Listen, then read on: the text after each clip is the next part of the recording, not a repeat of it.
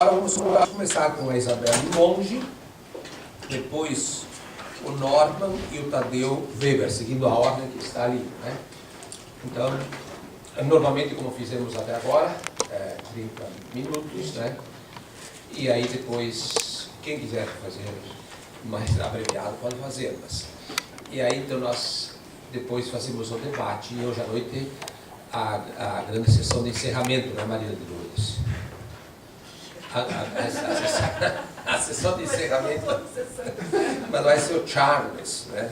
Ah, não, é da universidade, é o Marek. Então, por favor, professora. Obrigada. Bom, eu pretendo ser breve, espero. Não. Bom, o meu tema é a teoria da justiça do Hume, né? E o título que eu dei à comunicação é Hume e o acordo em torno da justiça.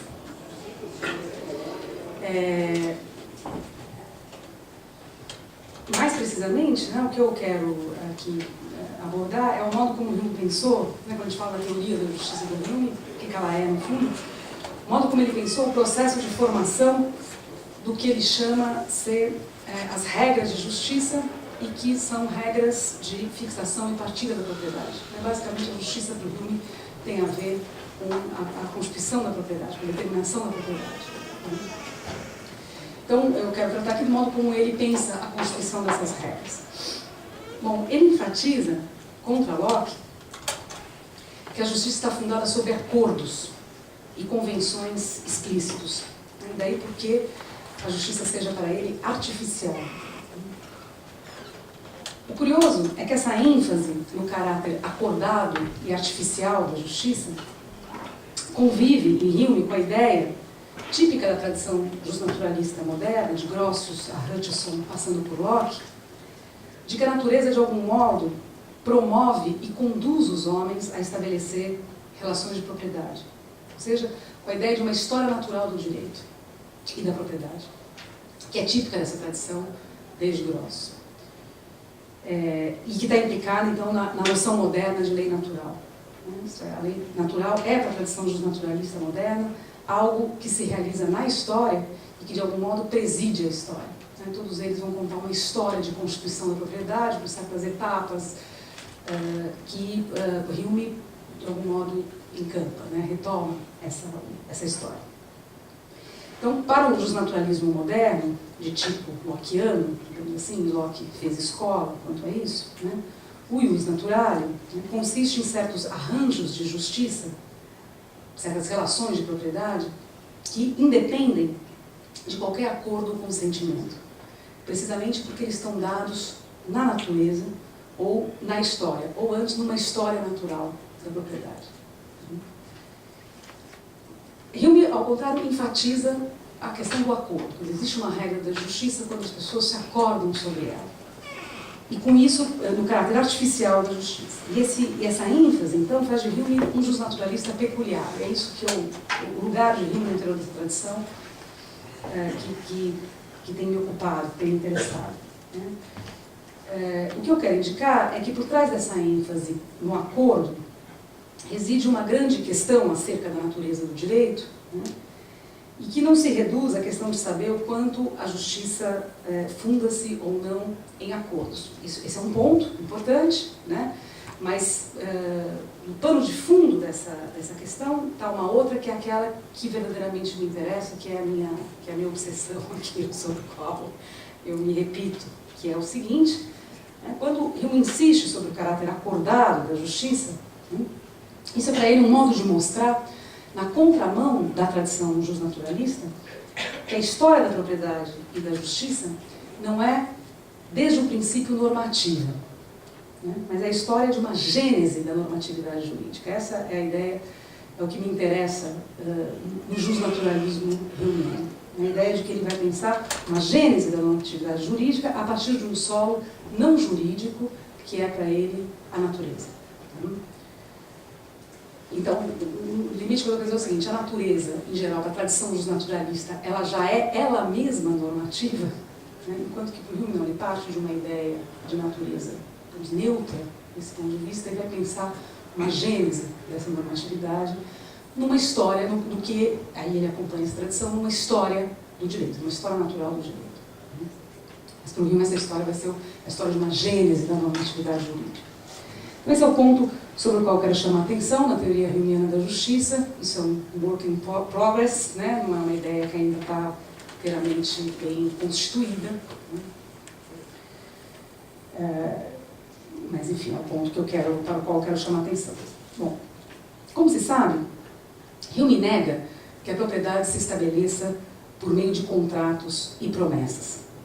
Mas nem por isso ela dispensa acordos. E acordos explícitos, não apenas tácitos. Segundo Hume, para que haja regras de justiça, é preciso que os homens expressem uns aos outros o seu interesse por elas, ainda que não através de palavras, mas pelo comportamento de efetivamente segui-las. Pois cada um segue a regra, uma regra de partilha da propriedade, na expectativa de que o outro também a siga. E é por isso que se trata propriamente de uma convenção ou de um acordo em torno do estabelecimento da propriedade. Cito Hume, quando esse senso comum do interesse em haver propriedade, se exprime mutuamente e é conhecido por ambos, produz uma resolução e um comportamento adequados. Isso pode, muito apropriadamente, ser denominado uma convenção ou acordo entre nós, embora sem a interposição de uma promessa. Então não é que eu prometo não invadir a sua roça, né? É que eu tenho uma prática de não invadir. Enquanto você está cuidando da sua roça aqui, eu estou cuidando da minha roça aqui, essa prática, né, é o que constitui a propriedade, não propriamente, e que é por meio dela que eu percebo que o outro concorde, né, com o estabelecimento dessa regra, e não propriamente por uma promessa de não invasão. Bom, está em jogo aqui, nessa ênfase, essa ideia de que cada um exprime mutuamente o seu interesse em seguir a regra, etc. Está em jogo aqui uma diferença importante com Locke, que Hume cuida de explicitar. Enquanto Locke enfatiza que a propriedade não se funda num acordo, esse é um ponto fundamental no capítulo 5 do Tratado sobre o Governo, né, mas no trabalho, né, o trabalho constitui a propriedade, e que, de um modo geral, todos os preceitos contidos na lei de natureza não dependem de nenhum tipo de acordo. Ele argumenta isso com ênfase no quinto dos seus ensaios sobre a lei natural, né, que ele diz, a lei natural não está fundada sobre um consensus, mas sobre uma cognição, conheço o conteúdo da lei natural. Então, enquanto Locke insiste sobre esse ponto, né, quer retirar tanto da constituição da propriedade e, de um modo geral, da lei de natureza, a ideia de que ela está fundada sobre um acordo, sobre um consenso, Hume insiste em que os princípios normativos da justiça e da propriedade fundam-se sobre acordos explícitos e refletidos, uma vez que cada um segue a regra, sobre a condição de que o outro também o faça e que ela interesse a ambos. A diferença fundamental com Locke está em que Hume não entende que a sociedade, enquanto uma comunidade de interesse regulada por regras de justiça, se forme espontaneamente, isto é, sem ser visada como um fim. Para Locke, há uma certa espontaneidade no processo de formação da sociedade em torno da lei de natureza, um processo para o qual os homens são conduzidos pela mão da própria natureza, sem que a sociedade se coloque para eles como um fim a ser perseguido. A história de constituição da propriedade tem uma certa espontaneidade. A natureza cuida para que o trabalho, ao menos em suas formas primitivas, garanta as condições de vida, gerando ao mesmo tempo direitos e deveres sob a forma da propriedade e regulando a partir daí a relação entre os homens. Tudo isso sem que se coloque quaisquer motivos de controvérsia ou injúria e sem que os homens precisem refletir sobre os princípios do direito. Locke conclui o capítulo 5, do segundo Tratado sobre o Governo, dizendo que, no princípio, isto é, antes da instituição da moeda, o trabalho instituía a propriedade de um modo que, cito, não podia haver nenhum motivo de controvérsia acerca desse título, nem sombra de dúvida quanto à extensão das posses que ele conferia. Então, não há sequer controvérsia sobre o direito. A sociedade e a ordem jurídica que ela comporta são, nesse sentido, espontâneas. Esse é precisamente o ponto que Hume nega, ao enfatizar a necessidade do acordo, da reflexão e da adesão voluntária a essa ordem. como mostrou Eleanor Desjalais, contestando sobre esse aspecto a leitura que Hayek faz de Hume, a ordem social, longe de ser o produto e refletido das ações humanas, é, segundo Hume, visada como um fim por aqueles que aderem às regras de justiça. Pode-se ver na insistência sobre a necessidade de um acordo em torno das regras de justiça um traço clássico do autodeclarado justnaturalismo humeano. Autodeclarado porque o Hume puxa uma nota na investigação sobre os princípios da moral, dizendo, bom, não estou fazendo mais do que seguir Grotius aqui e tal. Né? Ele mesmo se diz um seguidor dessa tradição. Então, na insistência de um acordo em torno das regras de justiça, pode-se ver um traço clássico desse autodeclarado justnaturalismo, pois o iuris consensus, o consentimento, o acordo em torno do que é reconhecidamente justo, que Locke nega está no fundamento da justiça natural, era precisamente o que Cícero fazia ser o fundamento, ao mesmo tempo, da justiça e da república.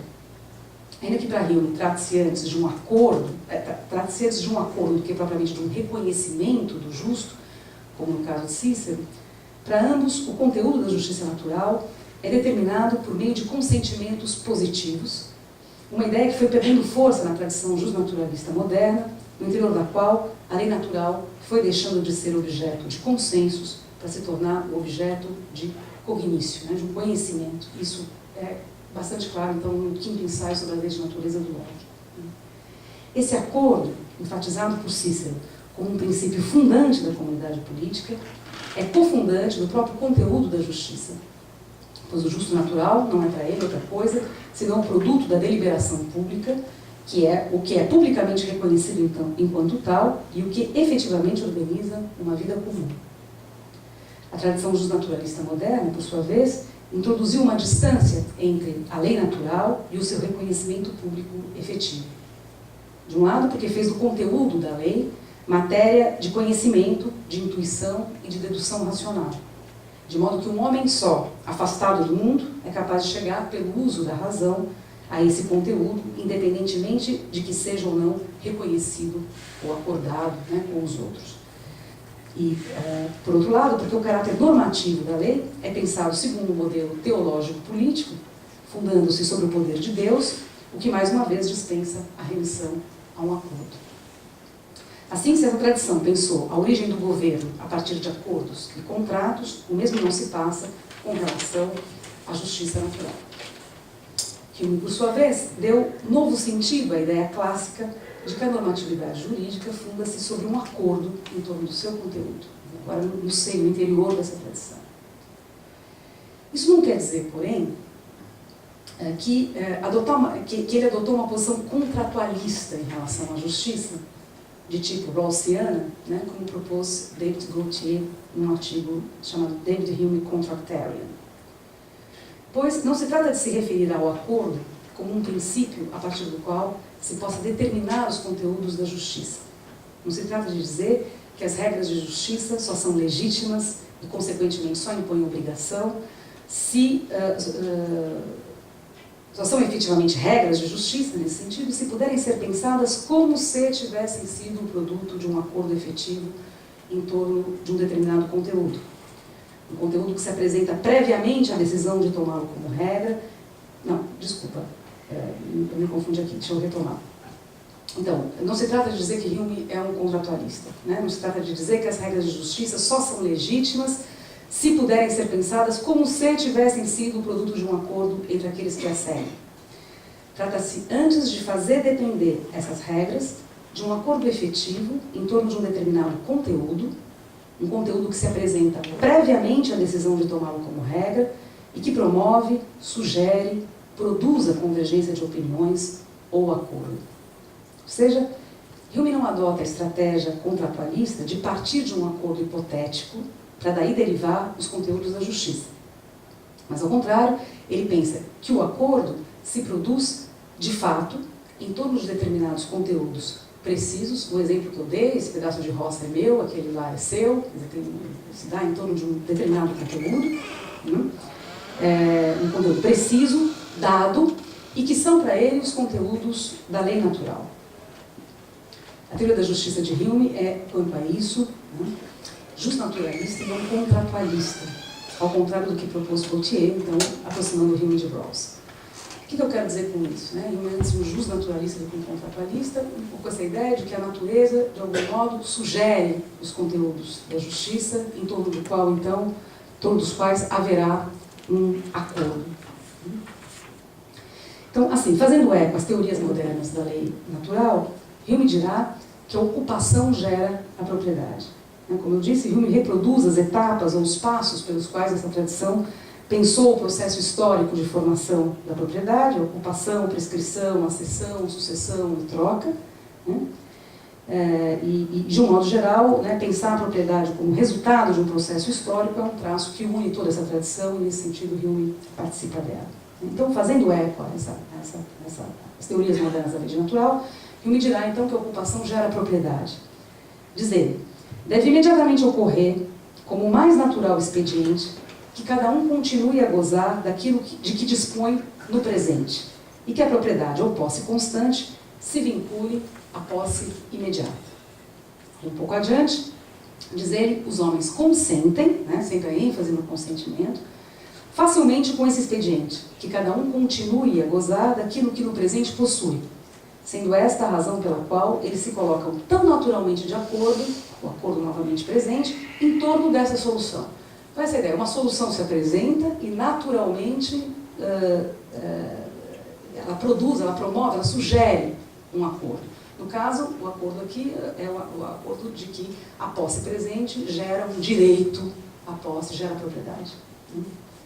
Então, a razão para a axiência, a regra da ocupação, para que eu consinta com o fato de que a ocupação gera a propriedade, está em parte no fato de que os homens precisam de uma regra, no fato de que a regra é útil, a propriedade não esteja sempre em disputa.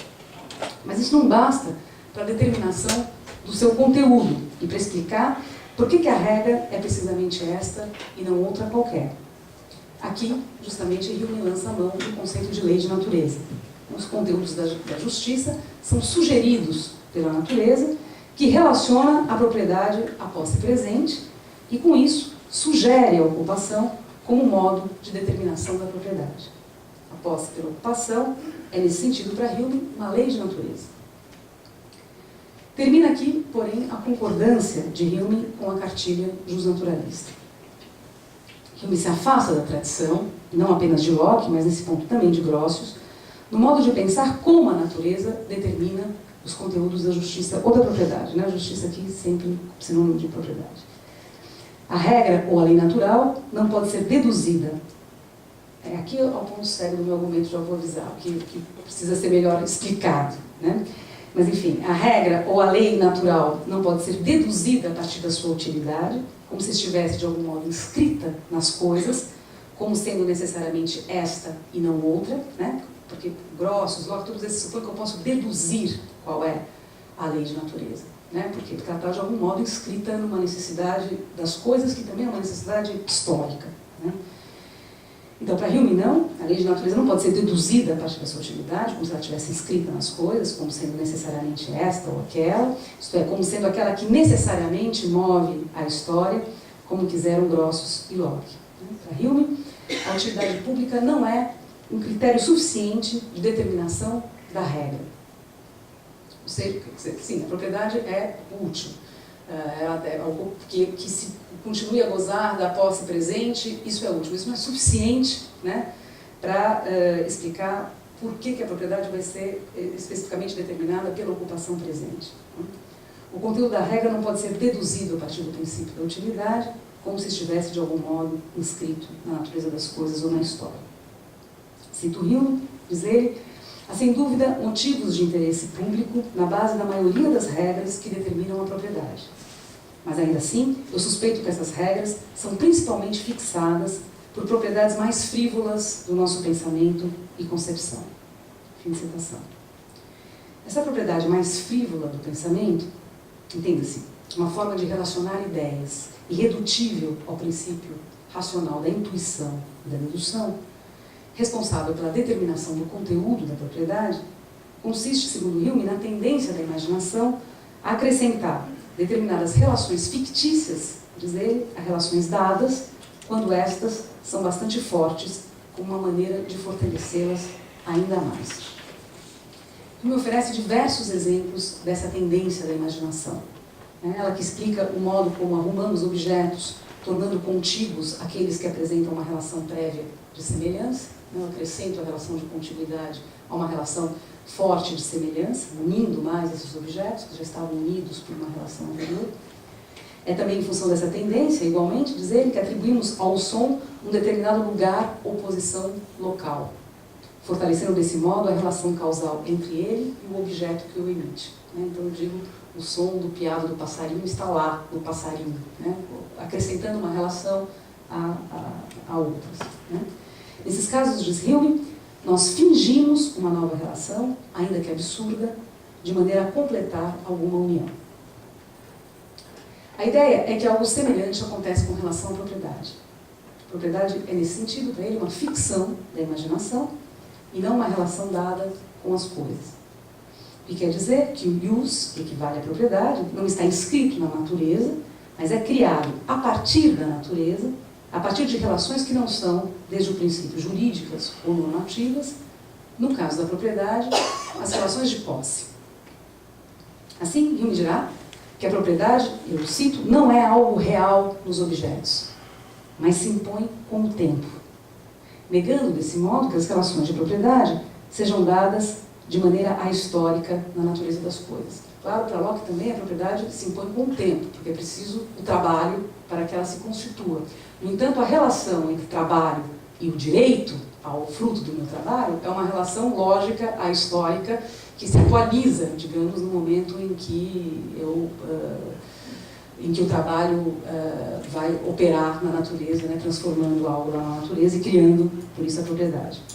Então, a relação pessoa, trabalho e propriedade, para Locke, é uma relação ahistórica, é uma relação dada à razão, que permanece inalterada nas diversas situações em que o trabalho, em suas manifestações históricas, gera propriedade. E o mesmo vale para a relação, por exemplo, entre pessoas morais e seus atos em Pufendorf. Que atos geram direito a partir das pessoas, isso já está dado com a razão. Aí vai depender do que as pessoas fizerem, dos atos que elas vão constituir, mas a relação jurídica ela está dada de antemão, apenas para ser atualizada na história, digamos. Para Hume não, a história vai de fato constituir a relação jurídica. Esse é o meu ponto. Um importante exemplo dessa tendência da imaginação responsável pela formação da relação de propriedade, que ajuda a esclarecer em que sentido essa relação é para Hume uma ficção, uma criação, uma ficção nesse sentido de que ela é uma criação, ela não está dada, ela vai ser criada pelo homem, está na relação de identidade atribuída a objetos que mantêm entre si uma extrema semelhança, como as percepções interrompidas de uma mesa, anteriormente abordadas por Hume no tratado. Na passagem da semelhança à identidade, na passagem, enfim, eu olho essa mesa, me viro, olho essa mesa novamente, digo é a mesma mesa, atribuo identidade a dois objetos que na verdade são meramente semelhantes, duas percepções que são meramente semelhantes. Nessa passagem, forma-se, segundo Hume, a ficção da existência contínua dos objetos. Trata-se de uma ficção, pois nas coisas, ou se quisermos, juntamente com as percepções, são dadas apenas a relação de forte semelhança entre as percepções, não a sua identidade. Da mesma maneira, no caso da propriedade, são apenas as relações que constituem a posse, não a propriedade, que são dadas. Então, entre a roça e o sujeito que é a roça, há uma série de relações de fontividade, causalidade, etc., que constituem a posse. Eu tenho essas relações. A esta eu acrescento uma nova relação, que é a relação de propriedade, a relação jurídica. Ele tem um direito a aquele pedaço de roça. Mas então, de maneira semelhante, então, o que eu tenho são apenas as relações que constituem a posse, não a propriedade. E que seja assim, que na verdade a relação de propriedade não esteja dada, é algo que se percebe em função de uma certa contradição entre as ideias dadas, no caso da mesa e da sua percepção interrompida, a semelhança entre as percepções, no caso da posse, as relações de contiguidade, de causalidade que unem o sujeito que roça na terra e a terra por ele roçada, uma contradição, então, entre essas ideias dadas e aquela que é acrescentada, a relação de identidade, a relação de propriedade. quando refletimos sobre a identidade que atribuímos às percepções muito semelhantes, vemos que a identidade se resolve na semelhança, assim como a propriedade na posse. Por isso que é uma ficção, não é propriamente propriedade. O que há é posse, né? Não é propriamente identidade. O que há é uma semelhança. Da posse à propriedade, que é o que nos interessa aqui, essa passagem é facilitada pela utilidade da propriedade, né? Com que a ficção se justifica e se impõe de tal modo que chega a ser difícil desfazê-la e notar que a propriedade não é nada de real nas coisas. Isso, aliás, nem se requer, que a propriedade seja respeitada, que a normatividade jurídica se imponha, afinal ela é útil, né? Ela resolve controvérsias entre nós. E se é o caso de lembrar que a propriedade não é real, é apenas para desfazer o equívoco de pensar a justiça como dada, de uma vez por todas, subespécie eternitatis, né? Independente de uma história humana e de um conjunto de decisões e consentimentos, né? Para lembrar que a justiça tem um caráter circunstancial e dinâmico, e não lógico, como queriam Locke e Pufendorf. Na passagem da posse à propriedade, passagem absolutamente capital, porque fundante da normatividade jurídica, estão assim, de um lado, determinados conteúdos sugeridos e propostos pela imaginação, em torno dos quais fixar a propriedade, e do outro, a aceitação e justificação da passagem em função de sua utilidade pública. De um lado, a natureza sugere que a posse se torne propriedade, do outro, nós queremos fazer essa passagem. O fundamental é notar, no caminho para a conclusão, que a natureza sozinha, ou a imaginação, as relações que a imaginação estabelece entre o sujeito que roça a sua terra e a terra roçada, sem o acordo e o consentimento, não seria capaz de sustentar as práticas de seguir determinadas regras de propriedade. Em vista da tensão entre a relação moral da propriedade e a relação natural da posse. E é por isso que a ordem jurídica é, para Hume, artificial e não espontânea, porque ela depende de uma decisão de acatar aquela regra. Ainda que, por outro lado, seja preciso manter em vista que o consentimento sozinho, essa decisão, esse acordo, abstraído dos conteúdos em torno dos quais ele se produz, não seria tampouco suficiente para fundar as regras de justiça. Ou seja, a ordem jurídica não se institui segundo um processo de tipo contratual. Assim, Hume reforça a ideia clássica de que os conteúdos da justiça se determinam por acordo, o que é diferente de dizer por contrato, no contexto do justnaturalismo moderno, que pensa a justiça em termos de relações de propriedade desenvolvidas numa história, ao estabelecer que o acordo é o que confere caráter normativo aos conteúdos da lei natural. Entenda-se, aos conteúdos de justiça sugeridos pela natureza e que são pré-jurídicos, como a posse. O ius, o direito, então, procede do acordo, não da natureza. O acordo é o que promove a passagem da natureza ao plano do direito. O interesse nessa reconstituição, eu acho, né, espero que vocês reconheçam que isso é interessante, está em acompanhar com Hume a possibilidade de pensar a normatividade jurídica em referência a um fundo não jurídico. Né, no âmbito dessa minha comunicação aqui, a natureza, as relações que a imaginação estabelece de posse, por exemplo. Né. Mas também, o que não é possível desenvolver aqui nesse contexto, o acidente histórico, as relações de poder, né, uma série de outras circunstâncias históricas que não são elas mesmas de natureza jurídica, né, e de pensar a gênese, então, a passagem, né, a formação de uma normatividade jurídica a partir desse solo não jurídico. Né, o que sempre foi uma possibilidade em aberto ao pensamento político e jurídico moderno desde Maquiavel, porém, no meu entender, pouco explorada e revisitada em prol das análises que abordam o jurídico a partir de princípios normativos previamente dados na natureza das coisas, na estrutura da razão prática, na pessoa, né, ou na estrutura formal dos acordos. É isso, obrigada.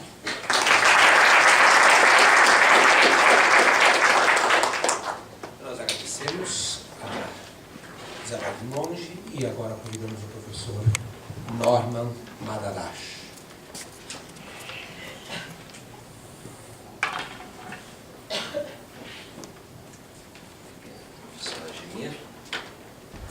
Minha fala se concentrará de modo um pouco diagonal com respeito ao tópico geral da conferência e até desta mesa, pois tratará de justiça social e depois, digamos, de direito tributário. Então, farei uma certa panorama de questões vinculadas à justiça social a partir da questão da dívida. Isso, o título da minha fala é Saldo Devedor, a dívida na ideia de justiça. Então, apesar do grande interesse suscitado pelas convergências entre os discursos de autonomia ético-moral centrados no conceito de justiça com a neurociência e a neurofilosofia, quero solicitar a colaboração de uma companheira mais antiga da filosofia, que é a ciência da antropologia. E desta ciência, focarei-me no seu vertente específico e talvez mais urgente, que é a antropologia econômica, para pensar a categoria da dívida e, sobretudo, tentar contribuir a algumas reflexões sobre o seguinte juízo, que avisa aos endividados o seguinte: mas, apesar de tudo, vocês têm que reembolsar a dívida, ou vocês têm que pagar. Antes de entrar no assunto, uma primeira observação de semântica de tradução já sutis. Em inglês existe a formidável expressão idiomática payback. Então, quando falamos de surely you must pay back your debt, isso significa reembolsar, retribuir, às vezes se vingar ou simplesmente pagar. Ao evocar a questão da tradução, não estou querendo romper com os objetivos das teorias de justiça, que se põem o desafio de formular regras universais para fundamentar a noção de justiça. No entanto, o enunciado levanta já alguns problemas de ordem cultural ou sistêmica. Argumentarei que a evidência desta afirmação expõe não tanto um sentido de justiça universal, quanto o fato de que a dívida e a necessidade de reembolsá-la é o pressuposto para se pensar a justiça. E como se todo o mecanismo da justiça funcionava apenas no consenso sobre aquilo que se deve como devendo ser reembolsado. Ou mais especificamente no que diz respeito ao capitalismo, que tanto a história criada por Adam Smith nos capítulos iniciais da Riqueza das Nações, quanto a tese de Marx, segundo o qual o operário entra no circuito do capital como homem livre, ocultam o desequilíbrio e a desigualdade original, já se manifestando como a ausência de autonomia individual em atores para quem não há outra escolha de que entrar no circuito do comércio e da produção da dívida financeira. Completo o meu argumento com a seguinte inferência: a dívida fundamental que estrutura a nossa economia necessita que a reflexão sobre a justiça seja afastada da economia, se esta reflexão almeja ser ética e não eminentemente política. Minha conclusão, então, é que tal afastamento falsifica a relação devedora da justiça com a própria noção de dívida. Por mais que avançamos na delicada negociação entre filosofia e neurociências, com as noções nesse aspecto da justiça, com as noções de marcadores somáticos ou neuronais, e por mais que atestamos da promessa técnica da observação e da descodificação dos fluxos neuronais, não me parece razoável esquecer-se que estamos no âmbito de reviravolta dos princípios econômicos do capitalismo liberal ou neoliberal e a pesquisa científica que se realiza nele. Ora, este sistema mantido em vida apenas pelo enorme laboratório farmacêutico que é o Estado financeiro, ou seja, o sistema dito público que produz e combate ao mesmo tempo seu próprio veneno, de qual o impulso para compreender melhor as especificidades dos fenômenos neuronais não é de alguma maneira separado. Estamos, em outras palavras, no horizonte de 2008. E nada mudou significativamente aqui ou em lugar algum, desde que, em alguns dias, Passamos de princípios econômicos dos países do antigo G7, que advogavam para menos governo na sociedade, a um intervencionismo que hoje é extenso e próspero por poucos e, evidentemente, concentrado e fechado aos domínios reivindicadores ativistas da sociedade. Porém, encontramos pequenas conquistas no campo da justiça prática, da justiça social. E com o título desta curta fala, quero lembrar a dimensão que foi a conquista no Quebec entre fevereiro e outubro de 2012 de uma parcela não insignificante da população contra a ameaça de dívida coletiva imposta por seu próprio governo e de maneira escondida pelos agentes de financiamento que o levaram ao poder. A partir de uma perspectiva de fora, o que encontramos no Quebec era o seguinte: um movimento estudantil de universitários recusando o aumento dramático de mensalidades de estudos superiores, aumento potencialmente dobrado em custos reais por causa dos empréstimos que seriam necessários a contratar no objetivo de se formar profissionalmente. No Canadá, o sistema universitário funciona na base de uma parceira pública e privada, ou seja, o Estado provincial fornece uma proporção dos custos para manter um alto padrão de qualidade no ensino superior, a partir das arrecadações de impostos diversos, alguns destes repassados pelo governo federal. O público participa pelo pagamento de uma mensalidade que pode ir de R$1.000 até R$6.000, dependendo do curso da universidade da província. A província do Quebec tem uma história de luta particular dentro da Confederação Canadense e o sistema de formação universitário lhe ajudou a consolidar as conquistas no plano de autonomia étnica realizados pela institucionalização dos seus direitos comunitaristas específicos. Já em 2011, o então governo provincial sob controle do partido dito liberal de Jean Charest anunciou o aumento das mensalidades de 75% no espaço de 5 anos. Por esta população, mais que outras no Canadá, tinha conseguido se manter fora da armadilha da dívida privada, tal que afeta nos Estados Unidos milhares de graduados, no valor estimado a alcançar em torno de $1 trilhão.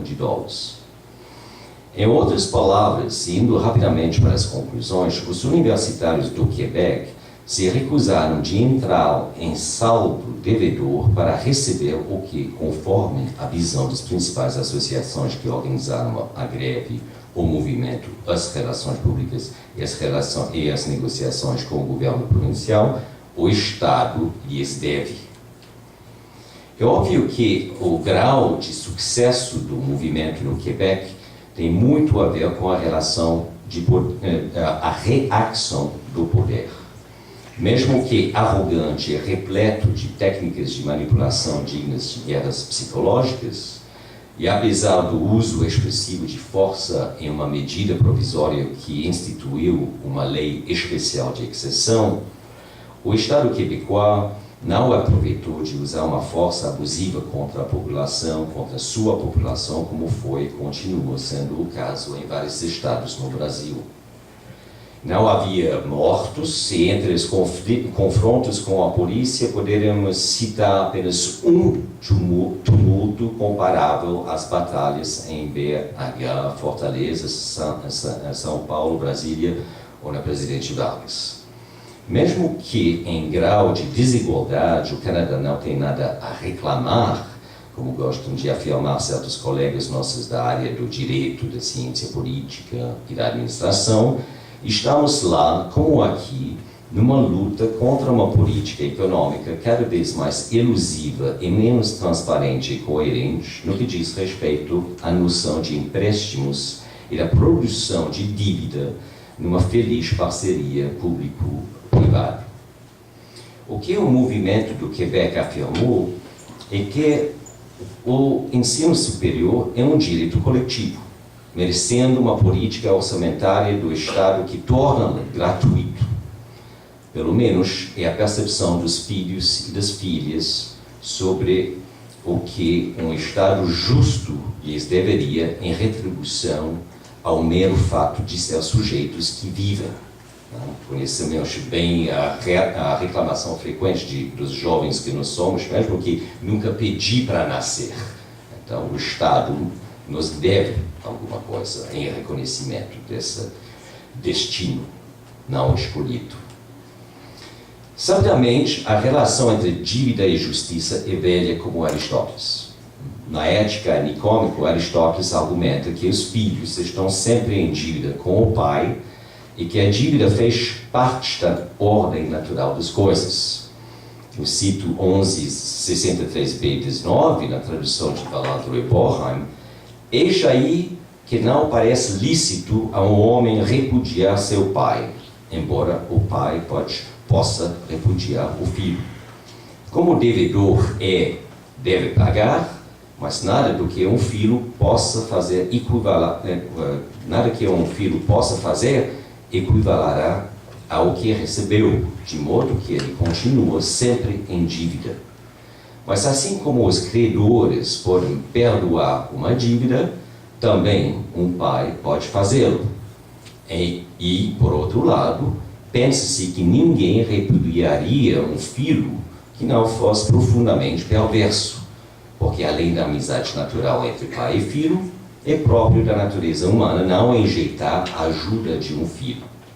Mas este, se de fato é perverso, evitará ajudar o pai e não fará muita questão disso, porquanto a maioria deseja receber benefícios, mas evita fazê-los como coisa que não compensa. Fim de citação de Aristóteles. Então, Aristóteles é da opinião, vocês viram, da coerência de duas proposições.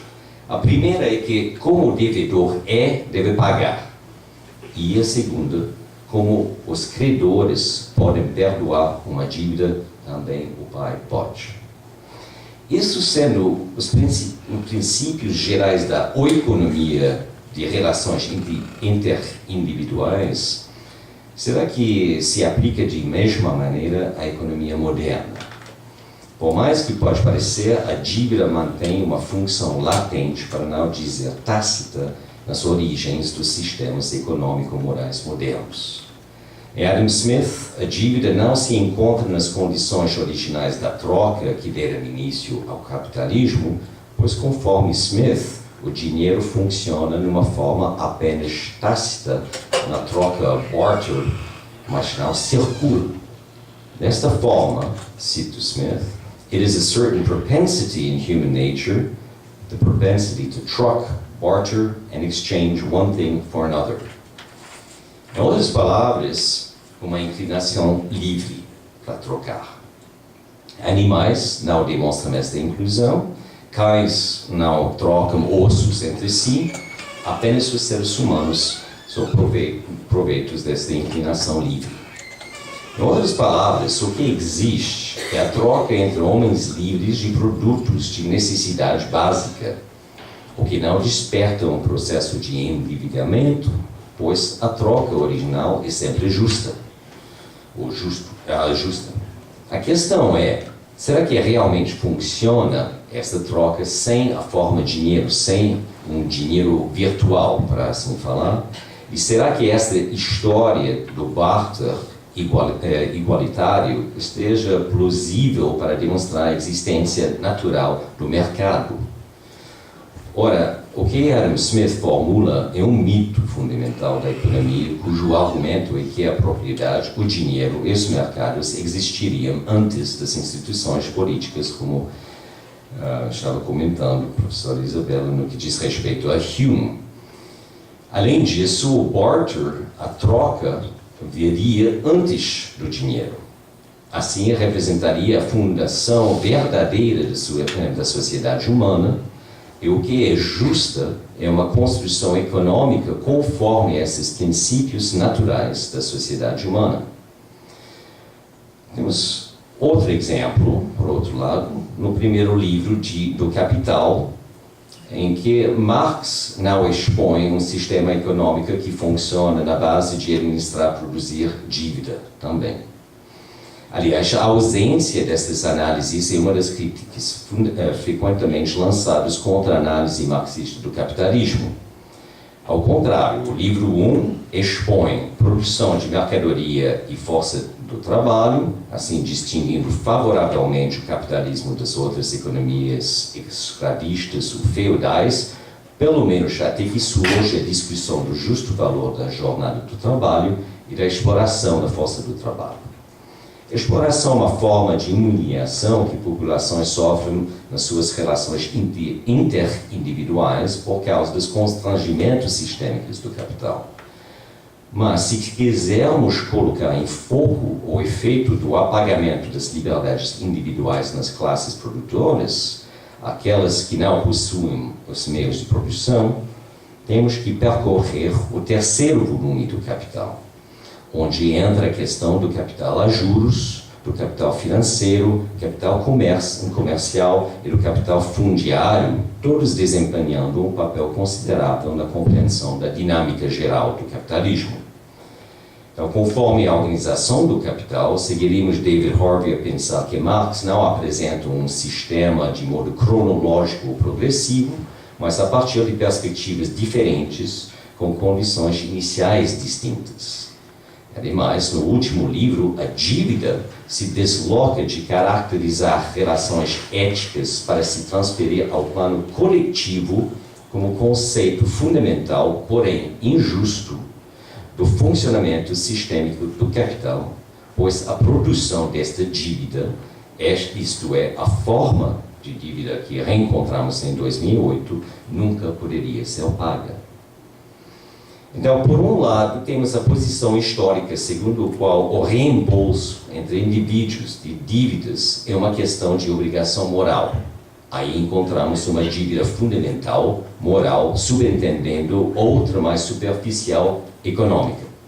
De outra tradição, temos a consciência de que emprestar dinheiro é mal, porque é o resultado de uma estratégia deliberada de perpetuar a produção da pobreza e, por extensão, o controle dos meios de produção.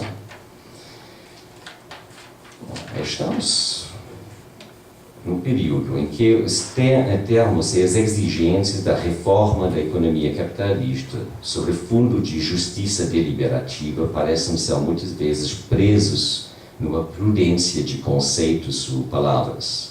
É assim que quero saudar nossos colegas professores Valqueria, Leon Rego e Alessandro Pinzani, no livro interessantíssimo lançado aqui no colóquio, Vozes do Bolsa Família, Autonomia, Dinheiro e Cidadania, quando escrevem sobre Amartya Sen e Martin Nussbaum, que somos da opinião, eu cito eles, somos da opinião de que autores como estes, que salientam a importância de bases materiais para o desenvolvimento da autonomia individual, estão justamente apontando para esse déficit próprio da sociedade capitalista contemporânea. Prometer autonomia para todos e não lhes oferecer as condições reais e não meramente formais para desenvolvê-la. Isso na página 56 do livro deles. Se eu entendo bem Rego e Pinzani, a partir de uma análise sistêmica da economia creditária, rejeita uma possibilidade de o capitalismo realizar a autonomia para as populações nas sociedades em que estrutura a economia. Nessas condições, pergunta-se como a justiça poderia alcançar suas promessas universalistas. Esta avaliação estende-se até o âmbito da teoria ético-moral da escola de John Rawls. Amartya Sen, pelo menos na sua filosofia moral, não considera o conceito de dívida como incluindo um valor epistêmico sobre as possibilidades de uma moral universal. Isso sendo dito, estou ciente que o conceito de dívida geralmente não desperta interesse em teorias filosóficas de justiça. Por exemplo, Rawls expressa quando ele está endividado, indebted, ou em português grato, a vários colegas pelas contribuições feitas à sua teoria. mas não existe menção da dívida num sentido conceitual fundamental na teoria da justiça ou nas lições sobre a história da filosofia política. E claro, na perspectiva contractualista dele, qualquer especulação sobre uma dívida originária faria parte do véu de ignorância. Isto é justamente o problema e o que argumenta o antropólogo David Graeber, que discutirei num instante. Quanto a Amartya Sen, no seu livro The Idea of Justice, ele não supera o seu mestre. Ainda pior, Sen mitiga a importância da análise conceitual da dívida ao incluí-la como apenas um de vários itens numa lista de International Social Arrangements, que impedem the distribution of the benefits of global relations, isto é, no contexto de uma estrutura futura supostamente democrática de governo mundial. Estranho. A democracia pós-08 está atestando um déficit representacional sistêmico em termos tanto normativos quanto políticos, e pensadores como Habermas e Sen continuam argumentando em favor da viabilidade no nível internacional da democracia quando os seus atores, por exemplo, na União Europeia, são os mesmos que têm transformado negativamente a participação democrática da sociedade no nível dos Estados nacionais. Amartya Sen considera que a dívida pública acumulada foi produzida por, cito ele, irresponsible military rulers of the past. Mas isso é curioso, já que George W. Bush, com a dívida pública acumulada que ele deixou por gerações não apenas estadunidenses a pagar, não me parece ter sido um líder militar.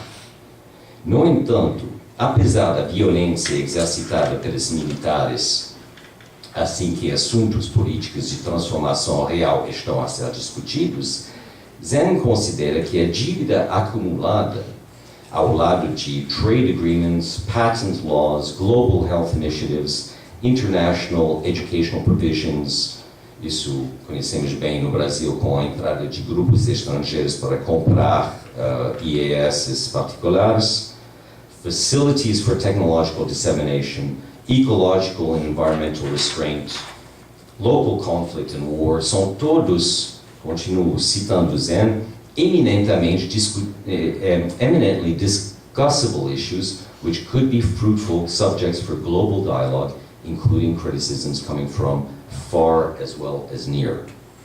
A página 409 do The Idea of Justice.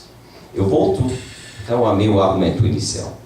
O operador sistêmico da dívida não é meramente um assunto interpessoal.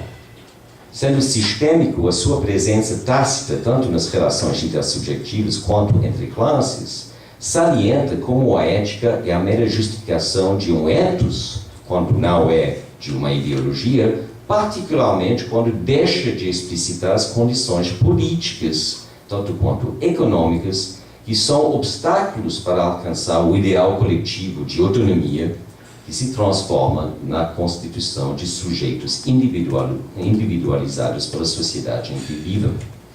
O enunciado "eles devem pagar suas dívidas" não é tanto uma afirmação normativa quanto aponta para o modo em que uma ordem política quer se justificar sobre bases morais como sendo justa.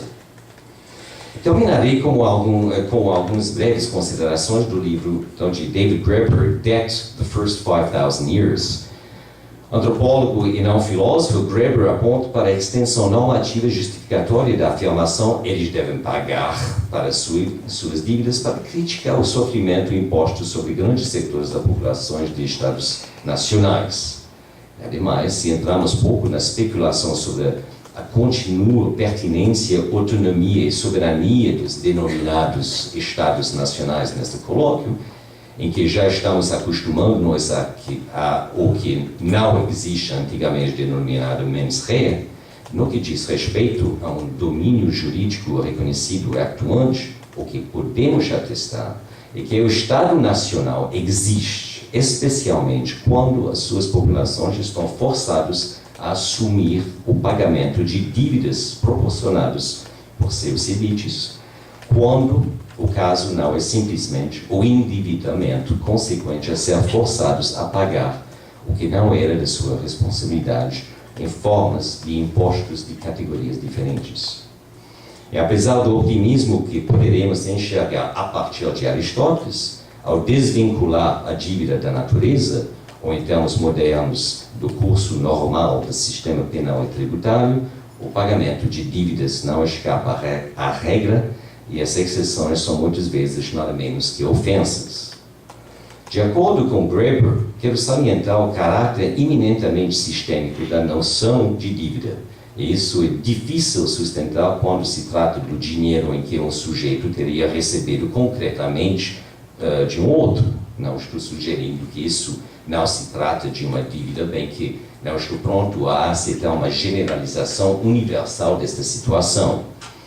As várias questões de mens rea estão envolvidas aqui no que diz respeito às contingências que podem surgir na vida e que proporcionam dívidas, e o caminho razoável a tomar quando haja realmente saída para amortecer uma dívida que pode crescer exponencialmente em pouco tempo, proporcionalmente aos meios para pagá-la.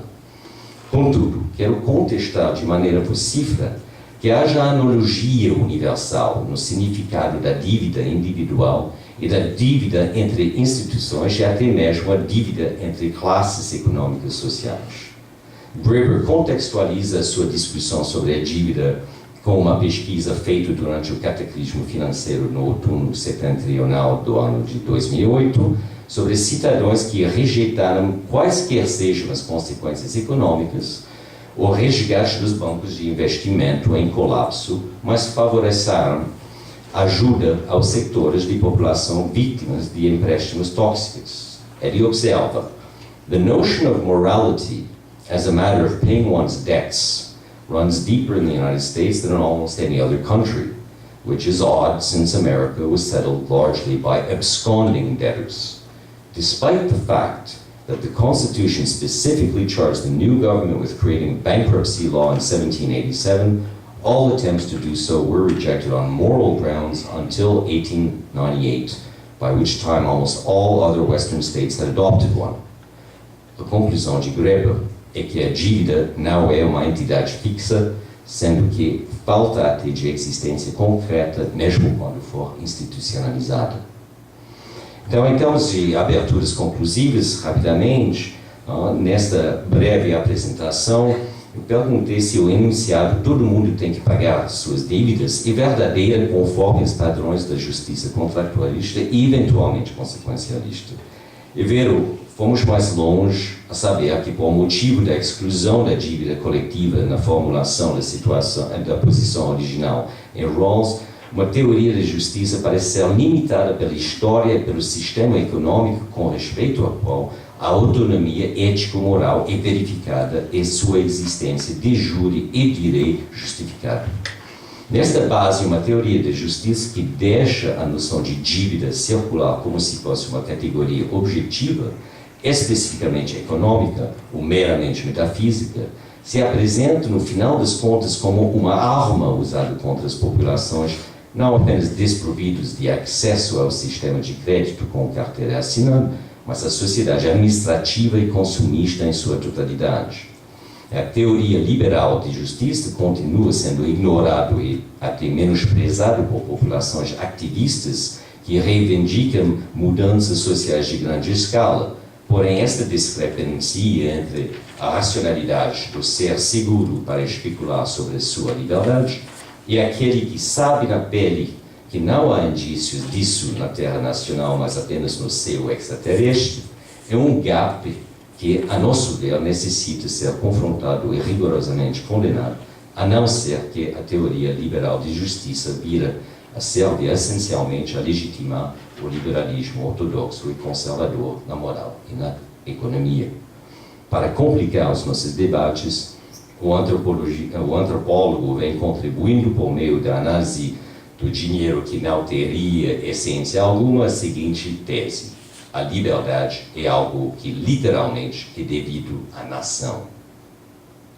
um determinismo, então, bem diferente das formas epistêmicas ou ontológicas que estamos explorando, mas um determinismo construtivo que nos dá indicações das ações necessárias a seguir. Obrigado pela atenção.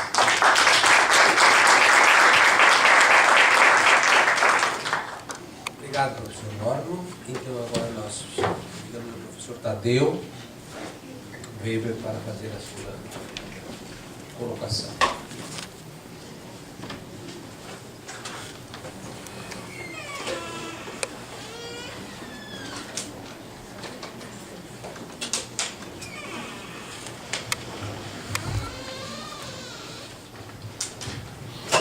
Obrigado por resistirem a plena sexta-feira, chuvosa e fria, até esse momento, participar do debate sobre justiça. Obrigado pelo amor à camiseta e para a base filosófica, digamos assim, que é importante. Bom, e as últimas pesquisas, evidentemente, se concentram muito mais em Rawls, Dworkin, Perelman e autores dessa perspectiva. A pergunta por que então voltar a Hegel? O que tem de interessante ainda a dizer sobre isso? Eu queria pegar o tema exatamente de justiça e liberdade em Hegel, até para fazer um pouco jus ao nosso objetivo da nossa mesa, que é a justiça social e direito, propriamente. Eu retorno um pouco a Hegel, principalmente porque eu acho que, fundamentalmente, Rawls entendeu a crítica que o Hegel faz a Kant. Isso, para mim, é importante porque o conceito de eticidade acho que pode ser recuperado em Hegel, sobretudo para mostrar um pouquinho onde é que Rawls discute propriamente a estrutura base da sociedade, enfim, por que tanta ênfase nas instituições sociais e não tanto em sociedades justas, conforme Amartya Sen critica no próprio Rawls. Bem, acredito sinceramente, seriamente, que quando se fala em justiça, nós a fazemos através das instituições. Isso é fundamental, seja considerando-as como um sistema público de regras ou, eventualmente, justiças sociais tradicionais, tais como nós a conhecemos, família, as corporações e as próprias instituições do Estado enquanto tal. Retomo um pouco, nesse sentido, algumas teses do Hegel na filosofia do direito, porque acho que tem algumas contribuições interessantes sobre esse tema especificamente. Onde é que está o conceito de justiça em Hegel? Esse é o foco que me interessa. Já discuti muito em outros aspectos sobre ele, mas nesse caso, aqui eu acho que justiça e liberdade é um tema que efetivamente pode ser retomado, né? Me parece que eu queria chamar a atenção para dois lugares, digamos assim, onde Hegel faz uma referência explícita ao problema da justiça e às suas implicações. Primeira parte da filosofia do direito, no direito abstrato, e depois na eticidade, sobretudo na discussão da sociedade civil, né, que é o lugar da administração da justiça propriamente dita para Hegel, e não o Estado. Embora nós possamos falar do Estado por ser a realização da substancialidade ética, mas não há aí uma referência explícita ao próprio conceito de justiça. Mas me parece que isso é extremamente relevante. Para início de conversa, eu acho que é preciso ter presente que a filosofia de direito, conforme já anunciado no primeiro parágrafo do texto, ela trata do fio condutor de toda a lógica interna das estruturas jurídicas e sociais enquanto concretizações do conceito do direito. Nesse caso, tem uma conotação normativa. Hegel reconstrói o percurso racional da lógica interna das determinações da ideia da liberdade.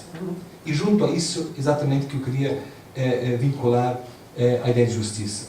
Se fazer filosofia do direito significa fazer uma ciência filosófica do direito, nós precisamos explicitar qual é a ideia do direito e como essa ideia se concretiza nas suas determinações, enquanto, evidentemente, instituições sociais e as demais determinações.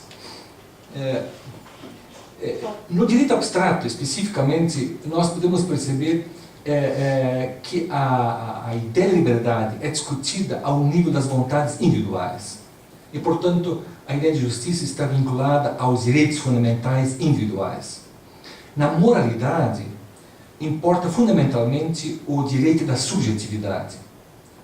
A pergunta fundamental é pelas condições da responsabilidade subjetiva. Na eticidade, o que interessa, o foco, refere-se à relação, digamos assim, indivíduo, sociedade, Estado. E aqui importa fundamentalmente as instituições sociais. O desafio é mostrar como é possível conciliar justiça e liberdade nessas instâncias mediadoras.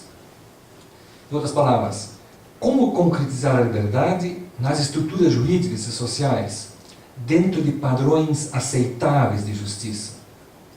Como conciliar interesses individuais ou liberdades individuais com os interesses da coletividade? A garantia desta realização, em última instância, se dá no nível da eticidade. E por isso a ênfase nas instituições sociais. No entanto, não é próprio do movimento dialético do conceito enfraquecer ou até mesmo eliminar as vontades individuais em favor da afirmação da vontade substancial. A liberdade não é, em última instância, um reconhecimento da necessidade. Não há uma subordinação das liberdades dos indivíduos à autoridade ética do Estado. E o critério da justiça não se justifica em função disso. O propósito é refutar essa suspeita e mostrar que a teoria da justiça hegeliana está alicerçada no princípio da liberdade individual igual, mediada pela liberdade de todos. A autodeterminação, die Selbstbestimmung, e o reconhecimento recíproco são aqui as categorias-chave. Uma breve colocação sobre a primeira parte da filosofia de direito nos seguintes termos. Eu chamo isso de justiça e as determinações imediatas da liberdade. A exposição da ideia da justiça na concretização da ideia de liberdade na filosofia de direito, falando aqui de direito abstrato, parte de um pressuposto fundamental. Esse assunto já, de alguma forma, foi objeto de discussão aqui. A noção de pessoa de direito. Eu queria precisar aqui claramente que pessoa de direito, aqui eu estou considerando como sujeito consciente de si. Mais especificamente, o sujeito enquanto capacidade jurídica, ou capacidade legal, se quiser. O que eu quero dizer com isso? Ser pessoa significa ser sujeito de direitos subjetivos. É a manifestação mais abstrata e indeterminada, e como tal estabelece a fundamental igualdade de todos. Portanto, essa noção é decisiva como ponto de partida da filosofia de direito, para que se possa, a partir dela, discutir os temas da liberdade e da justiça. É famosa, é conhecida a frase do Hegel: ser pessoa e respeite os outros como pessoas. Isso está no parágrafo 36 da própria introdução da filosofia de direito. Aliás, isso já está no direito abstrato. Evidentemente que isso nos reporta imediatamente aos próprios direitos fundamentais. Esse ser pessoa e essa igualdade, o que eu quero dizer é o seguinte: isso não significa uma igualdade na distribuição de bens, pois, cito, a riqueza depende da diligência de cada um. Eu queria chamar a atenção para a diversidade e, na diversidade, como fazer justiça entre os diferentes. A igualdade refere-se ao fato de serem pessoas, diz respeito à sua capacidade legal, ainda que potencial, mas tão somente a isso. Significa dizer, por exemplo, isso aqui é apenas um exemplo, que cada pessoa deveria ter propriedade, tendo em vista a satisfação de suas necessidades básicas materiais e a expressão de sua vontade livre. Podemos pensar aqui na ideia de mínimo existencial, por exemplo. No entanto, a justiça não exige que as propriedades sejam iguais. Cito Hegel: em relação às coisas exteriores, o racional é que possua propriedade. Se um aspecto particular compreende os fins subjetivos, as necessidades, o arbítrio, o talento e as circunstâncias exteriores. A ênfase está na distinção do que é efetivamente necessário do que é contingente no desenvolvimento do conceito do direito. A questão aqui, eu queria chamar a atenção para isso, ela é qualitativa e não quantitativa, quando se trata do ponto de vista da efetivação da justiça. O que, cito, o que e quanto possuo é contingente para o direito. Essa noção de pessoa de direitos acompanha todo o processo de concretização da ideia de liberdade nas estruturas jurídicas e sociais e, portanto, também na ideia de justiça. Dessa forma, ela precisa ser explicitada como expressão da liberdade. Ser pessoa significa que, perante a justiça e a liberdade, ela é inviolável. Portanto, precisa ser protegida e respeitada. Honneth sustenta que a determinação da vontade livre no direito, cito, é o núcleo de uma teoria da justiça que visa a garantia universal das condições intersubjetivas da autorrealização individual. Isso Honneth está referindo, evidentemente, à filosofia de direito hegeliana. A satisfação dessas condições é uma exigência que se impõe à eticidade. Aqui se pode fazer uma rápida colocação sobre os direitos fundamentais decorrentes desse princípio orientador e fundamentador que é a liberdade. Por exemplo, o direito de posse. Isso é conhecido por muitos, depois da colocação da colega, sobre o direito de posse. Isso, evidentemente, aqui se complementa muito bem. O direito de posse, ele é a expressão externa da efetivação da capacidade legal. Portanto, é a esfera externa da liberdade. Ele é a expressão da própria liberdade, que é o princípio orientador de toda a filosofia de direito, que está demonstrado na ciência da lógica. No entanto, esse direito precisa ser reconhecido para se transformar em direito de propriedade. E, por sua vez, inclui, portanto, um outro direito, que é o direito de troca, que nós conhecemos por demais. Portanto, direito de uso, direito de troca, são direitos que constituem o direito de propriedade. Mas o direito de troca só ocorre no momento que nós temos o contrato, porque o contrato é o reconhecimento mútuo de direitos e liberdades fundamentais. Essa estrutura dialética me parece que se consuma, ou a partir dela se constrói uma concepção de justiça, claro, ainda que formal, ainda que dizendo respeito aos direitos e liberdades fundamentais individuais. Mas já, portanto, exigindo, requerendo uma autodeterminação e, ao mesmo tempo, reconhecimento recíproco, já ao nível das determinações imediatas. A exigência do contrato se impõe em vista da garantia da propriedade e da possível transferência para uma outra pessoa. Ela se estabelece no nível das vontades interpessoais.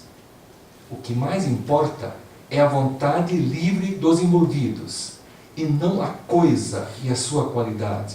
Me parece que isso é importante porque é a vontade livre com o princípio orientador que legitima o contrato, que dá validade para o contrato. Isso é o reconhecimento que a propriedade, que a posse requer para se construir propriedade. Portanto, é o reconhecimento da vontade livre. Isso é a mútua concessão de direitos e deveres. Bom, se os contratos se dão entre pessoas imediatamente independentes, portanto, ele é resultado de vontades fundamentalmente individuais. Eu estou estabelecendo, Hegel não é um contratualista. Estou falando do contrato apenas ao nível das vontades interpessoais, individuais fundamentalmente. Né? E essa manifestação, e se essa é a manifestação que o legitima, nós sabemos muito bem que vontades imediatas são vontades altamente contingentes. E vontades altamente contingentes podem ferir-se mutuamente. Ora, diz Hegel, a particularidade da vontade é para si arbitrariedade e contingência. Isso mostra o quanto as vontades imediatas são contingentes. Portanto, se distanciam do que nós podemos chamar de vontade imediata. Ora, ferir um pacto. Nesse caso, ferir um dever reciprocamente reconhecido é o injusto, ao nível das vontades imediatas.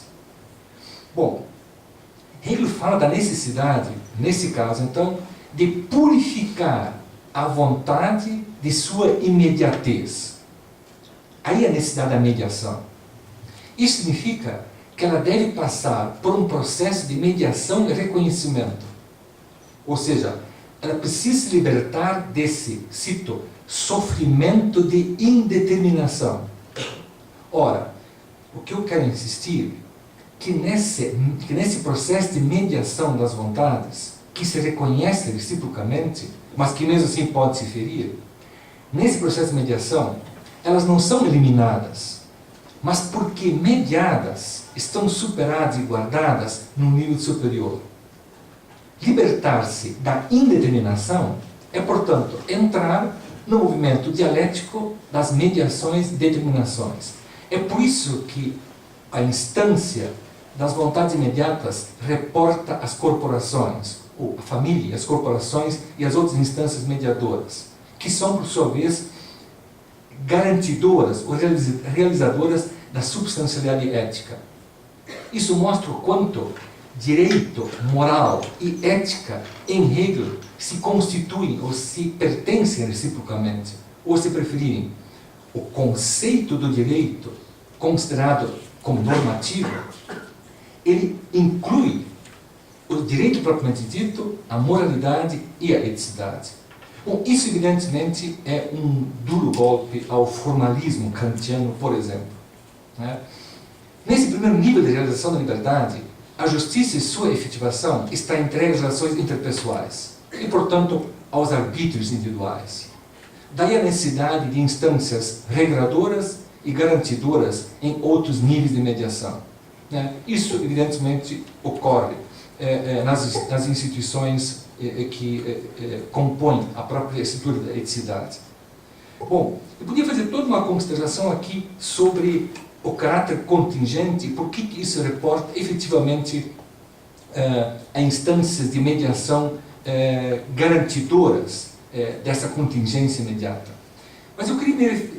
Hegel discute isso amplamente, as diversas formas, digamos assim, de lesão, os diferentes níveis de lesão, né, de uma vontade particular, entregue ao arbítrio, né? Por exemplo, as injustiças de boa-fé, fraude, delito e assim por diante. Mas isso nós, em geral, conhecemos, sobretudo no Brasil, que todo mundo comete injustiças de boa-fé, né? Não sabia que era injusto, né? Então, isso é muito conhecido por nós. Eu queria fazer uma referência específica, nesse debate, ao direito de emergência, né? Que me parece importante nesse debate, nessa discussão sobre, enfim, as instâncias mediadoras e como é que Hegel supera essa dicotomia kantiana, de certa forma. No direito de emergência, eu traduzi Notrecht. A gente tem que fazer um contraponto também aqui, só se for em inglês, tem que falar um pouco de alemão também, né? Notrecht pode ser traduzido, me parece, como direito de necessidade, ou se quiser também como direito de emergência. Alguns traduzem como direito de emergência, né?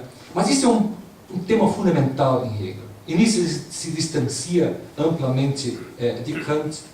Tivemos uma colocação aqui exatamente sobre o estado da necessidade em Kant e como Kant se afasta disso.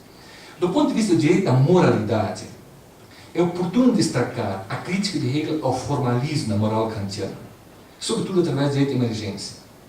Para o filósofo de Königsberg, reconhecer a validade universal da lei moral é abrir uma exceção, e abrir uma exceção a seu favor é incorrer numa contradição. Não estou discutindo aqui se o conceito de contradição de Kant ou mesmo de Hegel, isso já é um outro problema. Mas apenas estou citando quando é que Kant diz quando é que nós caímos numa contradição. Há uma defesa da validade priorística da lei, independente das circunstâncias. Isso se mostra bem na filosofia prática do Kant em geral, mas especificamente também na teoria do direito, lá onde ele faz uma distinção, quando ele discute especificamente o direito de equidade e o direito de necessidade. Lá claramente se mostra que, de alguma forma, parece que o Kant reconhece Não, há aqui um direito de equidade, mas o juiz não pode atendê-lo. Portanto, o direito de equidade não pesa. É um formalismo e Kant sempre separar disso. Ele defende um direito de abrir uma exceção a seu favor em caso de extrema necessidade. Está em jogo uma ameaça na vida. Evidentemente, estou pensando nos hard cases, né? Que isso é fundamental. É um direito e não uma concessão. O direito de necessidade, o direito de emergência é um direito e não uma concessão. Significa dizer que a necessidade, cito, do presente imediato pode justificar uma ação injusta, pois com sua omissão se cometeria, por sua vez, uma injustiça, e na verdade a maior injustiça, a total negação da existência da liberdade. Fim da citação. As situações de emergência não invalidam a lei, mas mostram o grau de sua relatividade em vista da justiça. A defesa da vida justifica qualquer ação contra a lei. O direito de emergência é, na verdade, um recurso contra a injustiça e contra as consequências injustas da aplicação da lei. O conflito de direitos, no seu efetivo exercício, exige ponderação e hierarquização. A garantia e a proteção da vida justificam qualquer exceção à lei. Tal como reza o direito, a emergência ou a necessidade é atual e requer uma decisão para o presente imediato, pois o futuro está entregue à contingência. Esse é um duro golpe, segundo modo de ver, ao formalismo da moral kantiana. Como disse há pouco, a moral kantiana ela não admite exceções. O pano de fundo do exercício desse direito, segundo o modo de ver, e a gente pode puxar isso agora para autores contemporâneos, é uma distinção entre leis e princípios. Me parece ser fundamental isso. Quando a aplicação das leis trouxer consequências injustas, recorre aos princípios, porque são os princípios que fundamentam as leis. Né? Os princípios nem podem estar escritos. Análogo é a situação da regra do precedente, que casos semelhantes devam ter tratamento semelhante, podem não valer, se as consequências de sua aplicação forem injustas. É por isso que eu acho uma tese que se pode definir com toda clareza hoje.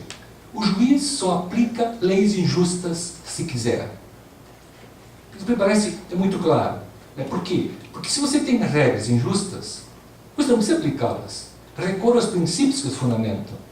Mas que princípios? Quem fundamenta os princípios? Valores. Não tem como fugir de valores. Claro, poderíamos recorrer a Rawls e dizer que os valores que fundamentam os princípios, ou que seja objeto, recurso do juiz na decisão dos hard cases, sejam então valores políticos.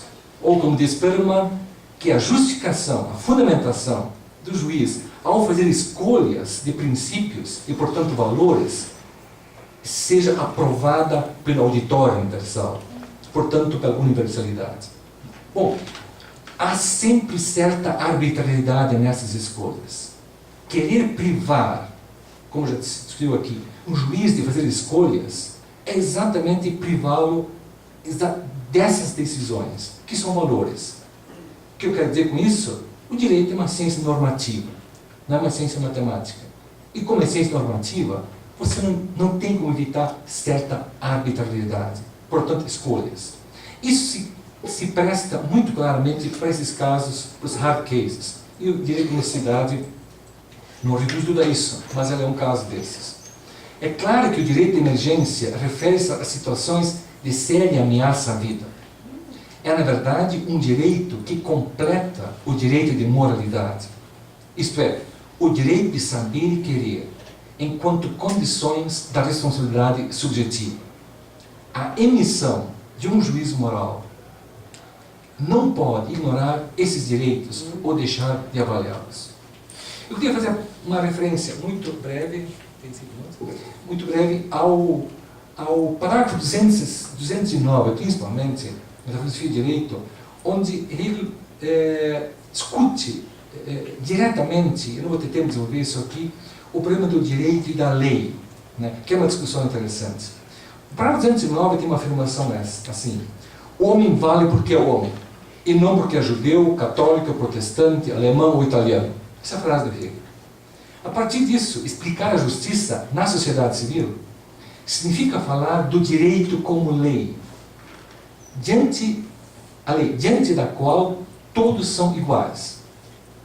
O direito, o que o direito é em si, está posto em sua existência objetiva, isto é, determinado para a consciência através do pensamento e conhecido como o que é justo e tem validade. É a lei. Aqui há toda uma discussão sobre, enfim, a lei enquanto determinação do conceito, a lei enquanto expressão do direito. E eu diria, como é que a lei realiza o conceito, isto é, o direito em si, na sua concretização? A questão eu coloco mais ou menos assim: como saber, concretamente, como saber se uma pena é justa, considerando, por um lado, uma determinação proveniente do conceito do direito, isto é, o que deve ser, e, por outro lado, o caráter contingente do caso individual.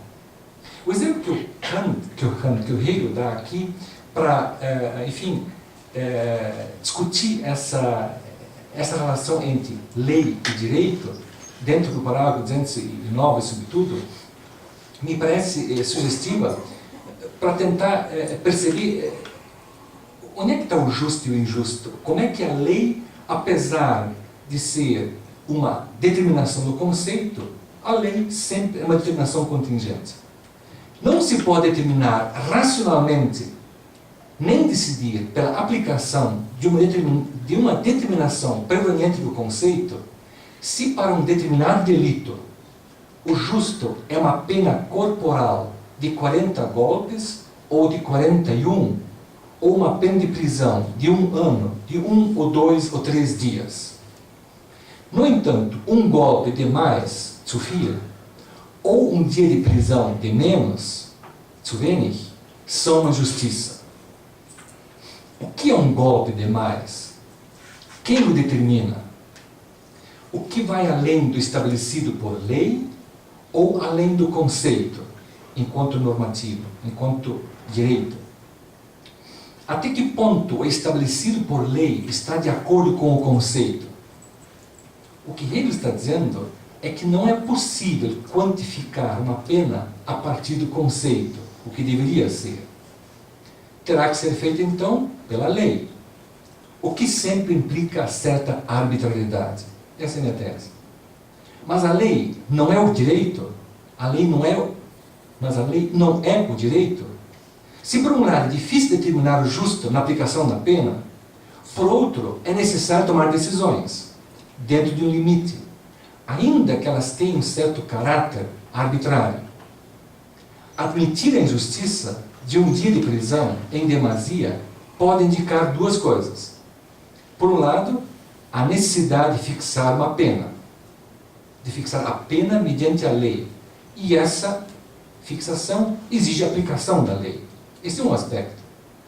É contingente que essa lei fixada, que seja fixada uma pena de 2 anos de prisão para um determinado delito, mas é uma contingência necessária. A lei diz o direito, ou seja, diz o que nesse caso deve ser feito. Um dia mais ou menos de prisão é injusto. Eis uma concepção formal de justiça, no nível da aplicação da lei. No entanto, por outro lado, o justo não é definido pela lei, mas sim pelo conceito do direito. Aqui, o de mais ou de menos é o que vai além do que devia ou não devia ser. As leis, embora tenham a função de realizar o conceito, nunca o atingem plenamente. É o direito como lei. A lei é o direito colocado em sua existência objetiva. Diz Hegel, a razão mesma reconhece a contingência, a contradição e a aparência, tem a sua esfera e o seu direito, ainda que limitados, e não se preocupa por igualar essas contradições e convertê-las em algo estritamente justo. O fundamental é a realização do conceito do direito como lei, ainda que essa não realize de forma plena. Mas nós não fugimos disso. Para isso, deve-se determinar e decidir dentro de um limite. Mas o conceito, o que deve ser elaborado pela razão, é a ideia reguladora, mas ao mesmo tempo constitutiva. Resta uma ambiguidade. Se é o conceito que define o justo, como afirmar que o que a lei diz é justo? Esse é o meu problema. A lei sempre tem um caráter contingente, mas tem que aplicar a lei. Mas você não precisa aplicar a lei se você mostra que a lei se fundamenta num princípio. Esse é o conceito do direito, se assim vocês quiserem, né? Portanto, o juiz só aplica uma lei injusta se quiser. Obrigado.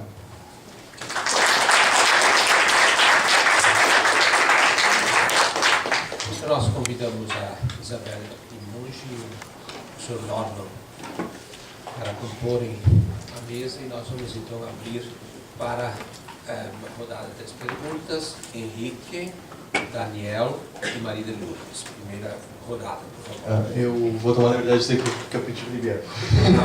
Primeiro? Mas é uma pergunta diretamente para o professor Norman. Professor, eu concordo com basicamente tudo que o senhor disse, mas com um adendo. Eu não tenho nenhum problema em adotar a questão da perversidade do sistema de dívida inerente ao sistema capitalista e ao liberalismo, na situação, por exemplo, do cidadão que corta cana no Nordeste brasileiro e que está inserido numa situação onde todo o ganho dele está imediatamente em dívida com o empregador dele. Imediatamente, né? Ele vive dentro da propriedade do cara, ele está ali, tudo que ele produz e tudo que ele ganha reverte novamente para ele. É a mesma situação do cara que produz fumo aqui para Souza Cruz, né? A gente sabe que existem essas perversidades inerentes ao sistema. Mas o que eu queria te perguntar, Norman, é sobre a situação mais peculiar ao sistema financeiro de democracias avançadas ou de países desenvolvidos, como é no caso dos Estados Unidos, porque, para mim, a gente entra numa situação de ovo e galinha. Me parece que existe uma questão de responsabilidade sobre dívida adquirida, particularmente no sistema norte-americano, que é... Eu fico pensando se a maior parte dos americanos que adquiriram essas dívidas para terem uma certa situação de vida não alimentaram o atual sistema de débito e crédito norte-americano. E se nesse sentido eles não têm responsabilidade sobre a situação onde agora eles estão inseridos.